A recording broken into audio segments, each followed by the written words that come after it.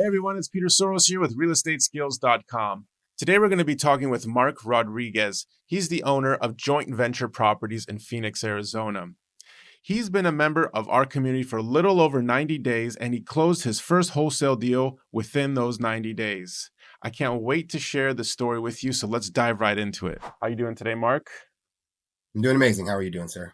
I'm doing really good. I'm excited to hear the details about this deal. I was honestly very impressed with what you did to make this deal work. Not too many people new to this would even think or do go that far of what you did to get this deal across the line. So I'm really looking forward to dive into that. But before we do, it kind of makes me wonder, did you have any kind of, experience or background in real estate, or, what were you coming from before doing this? Zero background in real estate. My main, I guess, business or working what I would do would be consulting for restaurants, bars, nightclubs for about 13 years. Just basically fixing places that were dwindling. They're ready to go under, and the owners needed help. So I would go in and revamp, remodel, re merchandise, do everything for them, basically take it over and then move on to the next project. Got it. Okay. So nothing real estate related, but you had a good idea of how to go and solve problems. Yeah, being in restaurant and service hospitality industry, that's all you're doing all day pretty much. So One of the things we always like to ask, you probably saw in the program, we really focus on mindset, going into it. What was your mindset about going into real estate, before joining the program? well, I mean, me and my wife have always wanted the better things in life. We have really good friends of ours that are like our kids' godparents that are multimillionaires, and they've done a lot of different businesses, but also do a lot of real estate. And so the mindset for me was, let's build something for our family, let's build something for our children, and let's really just get after something that we can have as our own. Just because corporate America can go one of two ways, and a lot of times it doesn't go the right way for a lot of people when they look back at some of their lives sometimes, and sometimes it goes great. But my wife was laid off 3 times in a matter of 5 years, and once right after she gave birth, and the next time, right after our second child was born. So she kind of was like looking to me for some answers. It's kind of like, what are we going to do? And I researched real estate, and that's what I figured that we would put our focus on. Was there anything that was holding you back from getting, real estate training before or sooner than when you actually did? Um, Nothing really. I work for, my friend of mine's company. And it was more of getting out of the restaurant business when my kids were born, just because that's a 10-hour, 50-hour, 60-hour gig running restaurants. So it was more just to, get myself out of that situation, work from home, be more present. And then nothing was really holding me back. It was just looking for opportunity. And after watching my friend, who I've known for 20 years, he was my best man at my wedding, 5, 6 years ago, watch him become, very, very wealthy, partly through real estate, was a huge, indicator. And, just a way that you got to do something different to find something else out there. What things could you, kind of pinpoint are specific things that we did to help you get past what was holding you back when it came to, taking that dive into real estate? Well, I'll be honest with you. I looked at a couple of different programs, Mhm. in Most people Arizona, do. everyone Yeah. says it's the Yeah. guru state of, real Mhm. estate. Everyone's out here. Pace is out here, and Yeah. Robert Kiyosaki and all sorts of people are out here. Yeah. So it's I looked at a couple different ones, and I talked and spoke with people that sell you the programs, and the person I spoke with real estate skills was very open and very honest, very transparent. And it was just more of a better vibe. My wife and I both sat with him. My wife and I both sat with these other companies, and the overall consensus was, you guys are trustworthy. You guys put it all out there. There was a system put in place, which Mhm. made huge strides for just like, here's a bunch of videos, go try and figure it out. Right. It was very, very detailed. And I think that's what got me, was how organized it was, down to like everything, which I think is Mhm. needed, especially, if you're great in business or if you're not great in business, you kind of need that to stay successful. Right. Was there anything specific about the program that, meant more to you? Was it like the training side of it, the fundamentals, or was it the support side of things? Those two that kind of come together. Was there anything that really stood out about the program itself once you got into it and the support? Yeah, I think the mentality of it, getting the mindset first. A lot of people, that's probably start with programs. Just here it's easy, or here it's somebody else saw it, they saw it on YouTube, and now they can do it. But the mindset really is the big part of it, and really like going through the action steps of the training and not skipping through it, not fast forwarding through it. So I think getting that mindset, even though I've always had a mindset for business and things like that, going along with it. My wife, even, she doesn't do wholesaling, but she wants to be a part of it. She even went through the training just because we need to be on the same page if we're going to be, spending money and, finding ways to make money and investing in ourselves and things like that. So, I think just the organization and the mindset training was great. And then the contracts were awesome, very well put together. All the different attachments and ways we could use the documents that you guys provided were amazing. How has real estate skills kind of given you more confidence to take action now? Just gaining the experience, I think, through going through the motions, finding out all the different, ways you could not have a deal close, or the ways you can have a deal close. I think just basically getting the actual physical, boots on the ground type mentality of where you're getting thrown different ways that people, obstacles, and overcoming them and finding ways to figure it out. Nice. All right. Well, let's just start diving into the actual deal itself. So, tell us a little bit about this. Where was this located? I know I already mentioned Phoenix, but tell us a little bit about like the area, and then we'll dive into the more details of it. Yeah, for sure. So this was a on market deal. And from there it was in like north central Phoenix, so kind of close to Scottsdale, kind of, above downtown, south of the north, Paradise Valley area. So very centrally located. Um, and the area, there was probably, I don't know, on that one street where that house was, there was probably 7 renovated houses on that one street. And then there was the old houses like that one looked, from the 1950s, I believe, is 54 built. Um, but yeah, it's an up and coming area. It's a lot of good area right there. So let's jump into the deal numbers. What was the purchase price? What was your ARV? What was your rehab estimate? If you can kind of, I know maybe you don't have it in front of you, but just kind of ballpark it.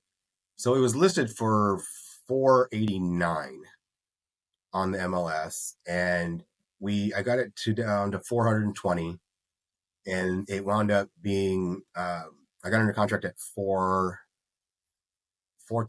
I believe. And the numbers for the restoration was probably around, mine were around 100,000, to redo the house, and the ARV was around, I believe it was about 620.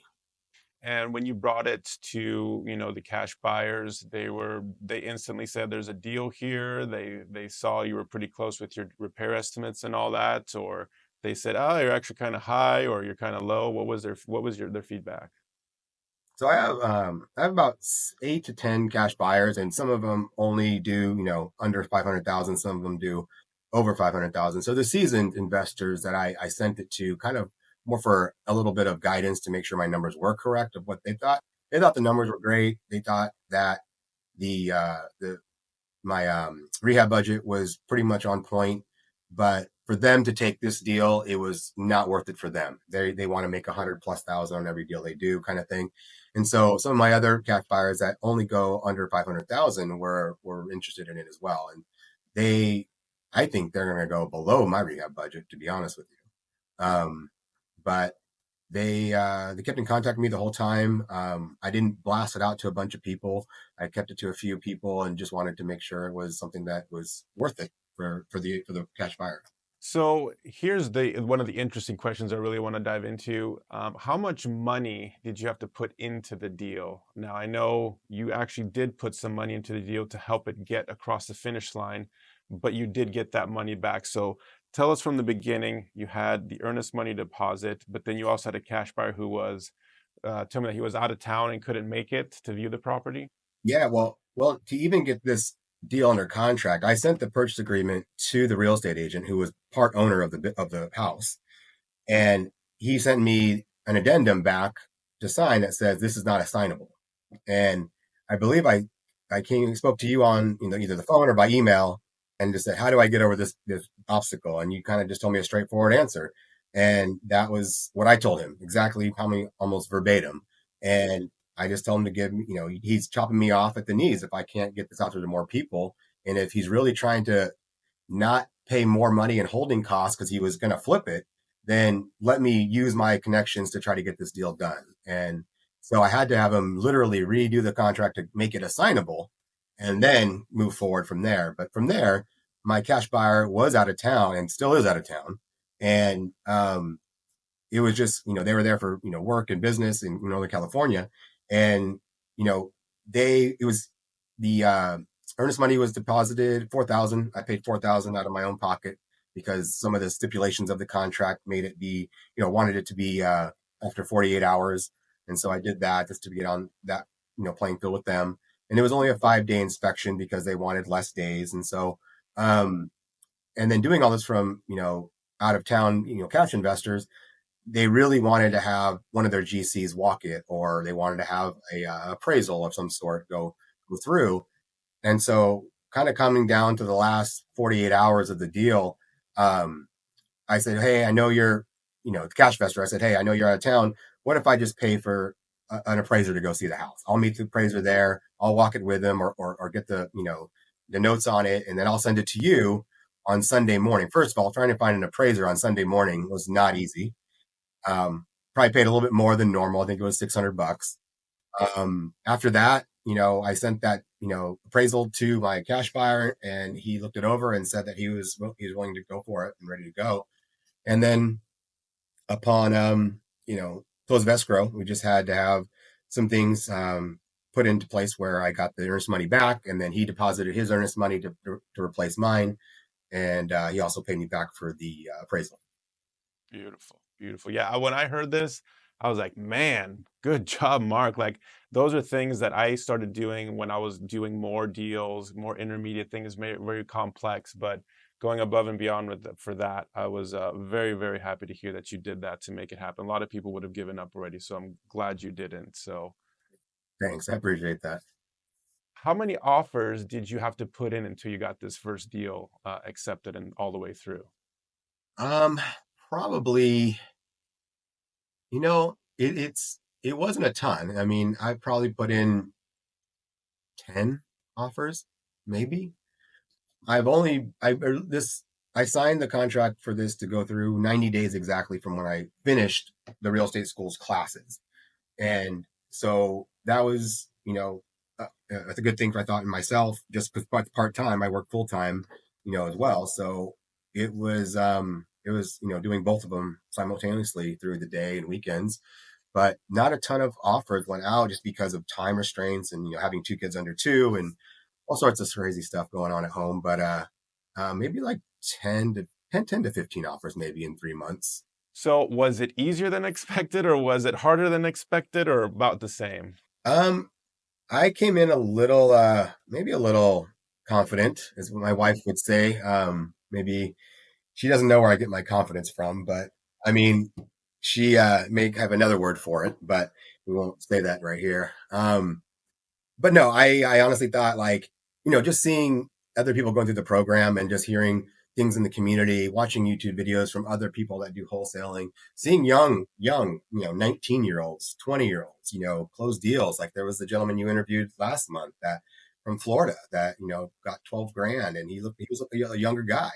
And so I just figured with the skill set I've, accumulated over, the 20, 30 years being in business, I just was like, I can do this. And so my confidence level was very high. I thought I could have done it honestly in 30 days, to be honest, at least my first deal. But then when I really started getting into going to Esria meetings, going to meetup groups, having, those coffee, dates with investors and networking, it took about 60 to 90 days to build a network of people that knew what I was doing, trusted what I was saying, and putting me in the right relationships with people that I could feel comfortable putting these deals out there to.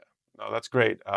That network, a lot of the things I'm constantly talking to students about is you're going into an industry where people are spending a lot of money. We're talking about people's homes that they've raised their families in. You're talking about investors putting up lots of money towards things that if they get the wrong deal, it could end their business. They want to be working with people who take their money seriously.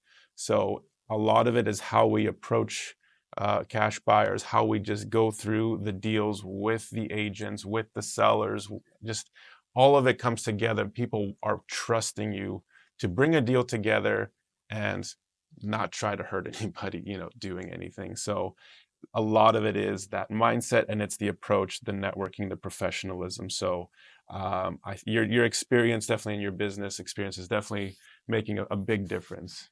Totally. Well, you just reminded me of something else that stood out from the program in what you just said. And probably the number one thing comment I got back from cash buyers that I've built is me taking the extra time to get on the phone with them or meet them for coffee, um, or just ask them exactly what their buy box is because they give you one, but then I would go into like what you gave us on the script to ask them. And I'm asking them for 10, 15 minutes on a call, filling all this out. And they're like, wow, you're really detailed with this. And I was like, well, the last thing I want to do is waste your time or my time because that's valuable. But regardless, that was the number one thing my cash buyer said to me was like, you took a lot of notes and you got my buying criteria down to a T. And we've even done like mock, trials of a house and just on email, gone back and forth. Give me your numbers, give me my numbers, and see if they match. That's awesome. Whenever you come across a cash buyer who appreciates that you appreciate their time and value their time and then is willing to go back and forth, that is one of those relationships that you might have for the rest of your life and could lead to many, many, many lucrative deals down the line. So that is what it's all about, 100%.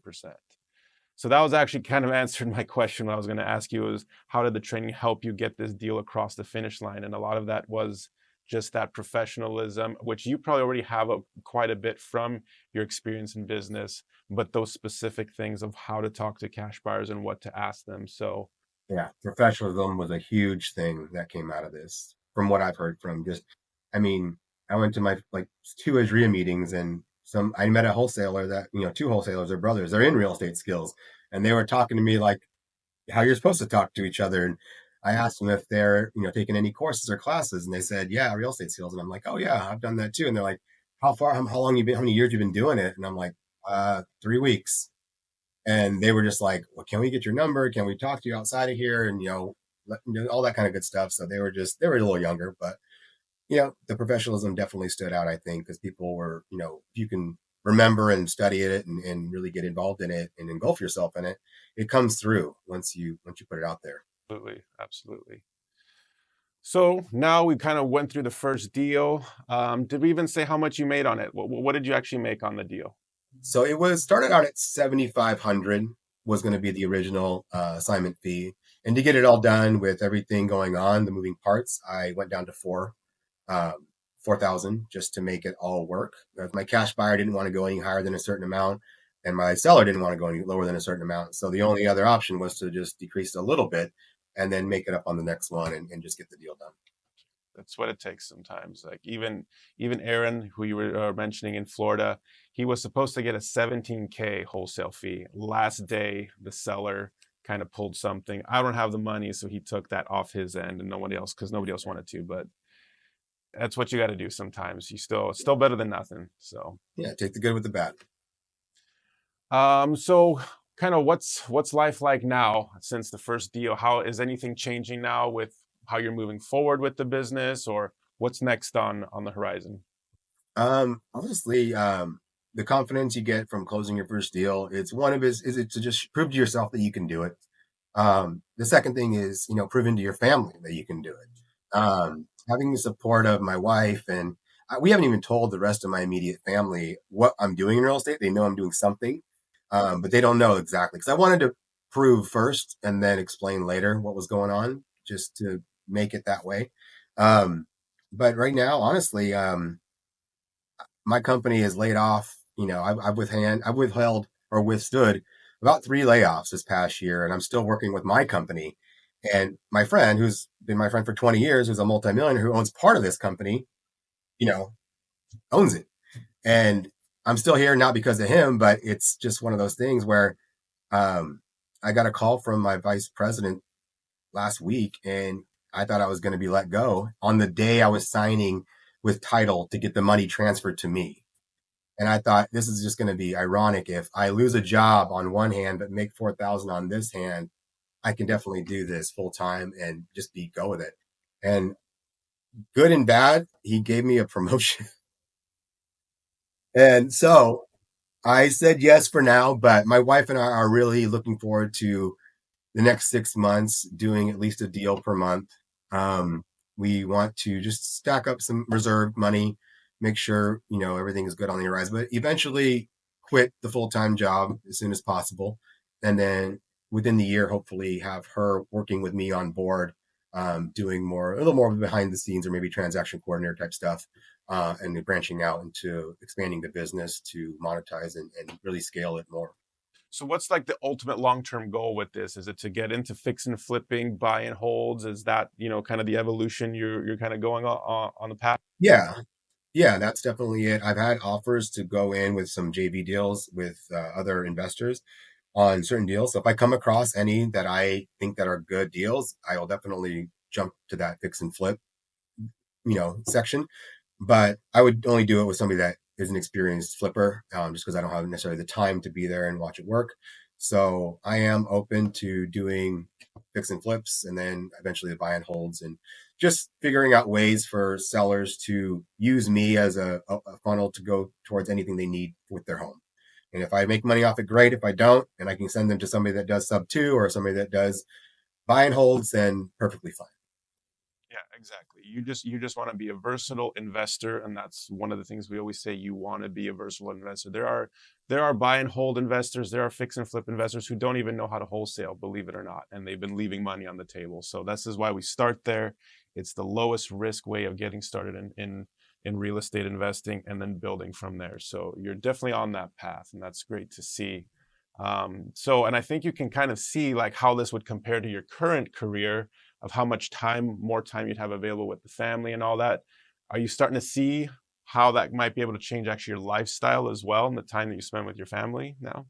Yeah, because honestly, the first deal it took 90 days to get, but actual work was probably about 7 hours of driving to the property and phone calls and things like that, and just thinking about numbers and redoing numbers. So, I mean, if you put that into you know hours per time for money and hours per dollars, and it's a decent amount of money. So if you could just do that every day and every week, you can definitely make a good living do that for sure. Yeah, yeah, absolutely. And it's a transformation you're going to start to see once you start seeing it's possible. You start thinking, well, what else can I do? How can I get there faster? Which I'm sure is something you and your wife are looking into now, as you're saying, because those careers that you have are time consuming. They are probably still profitable, something probably still worth sticking into for a little bit until you get this really great foundation for long term. But there's so many options, which is the beauty of it. We still have students who are full-time doctors and still doing this, and they've been able to convert to buy and hold and doing fix and flips and JVing with people. I ended up JVing on my first deal instead of doing a small deal, ended up being a big deal because I did JV with someone. I would never have been able to do that on my own. So that's one of the great things with you can team up with people in the network. And there's even other students as you met at ARIA. So you never know what can come of those networks that you build. So it's so awesome to see it happening so fast for you because you were so dedicated to it.